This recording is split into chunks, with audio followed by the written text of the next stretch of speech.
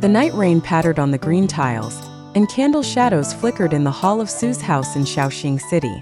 Su Wenchang was chatting around the stove with his friends Xie Shichen, Lu Shiru, and others.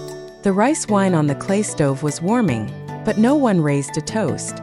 When it was mentioned that Yan Song, the treacherous official, had brought disaster to the country and the people, and allowed his adopted son Suyu to expropriate money in Shaoxing, everyone was filled with indignation.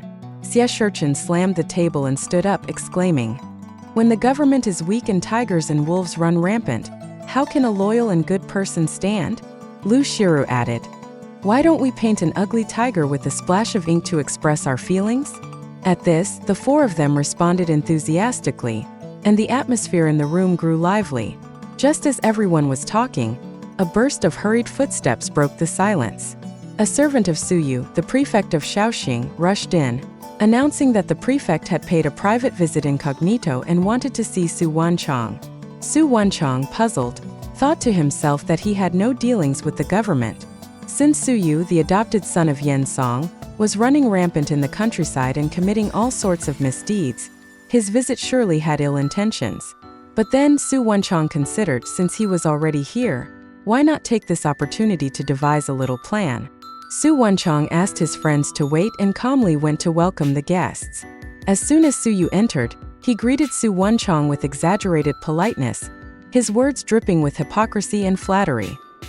He claimed that he had heard of Su Wenchang's fame and admired his talent, so he had come to request a painting.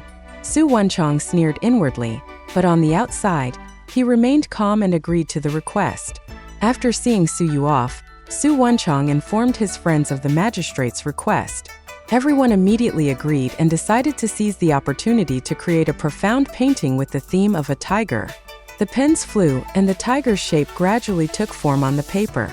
The head, body, feet, and tail each took on its own role, and every stroke conveyed their shared indignation toward the traitorous minister.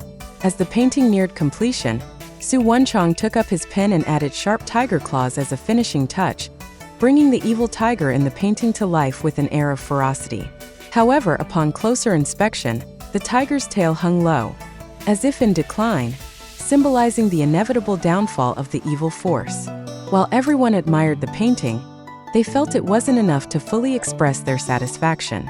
They were about to add a few more strokes when they saw Su Wenchang write the word Wenchang next to the tiger in a bold splash of ink. Yet, the brushwork was odd. The stroke at the end of one disappeared, merging with the figure next to it. Looking from a distance, the characters seemed to form the word Chang, a ghostly figure, symbolizing an ominous presence. At first, everyone was puzzled, but as they took a closer look, they suddenly understood and couldn't help but laugh. Su Wenchang explained, "This character looks like Chang from a distance, but when viewed up close, it reads as Wenchang. It's intended to satirize Suyu for being a villain, aiding and committing evil." When everyone heard this, they were even more amazed.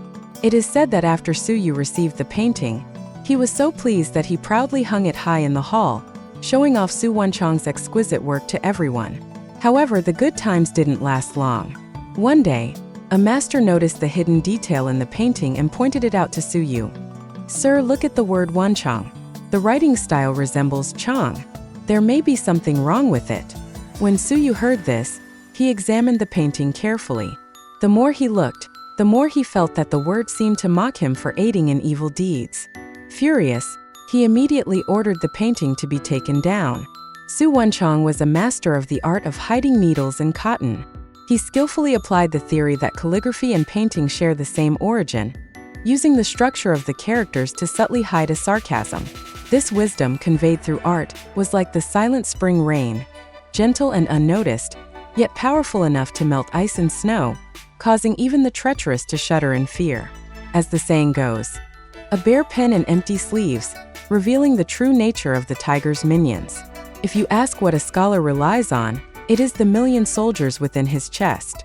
Listen to sock tales to learn the wisdom of life. Fortune rises from the heel.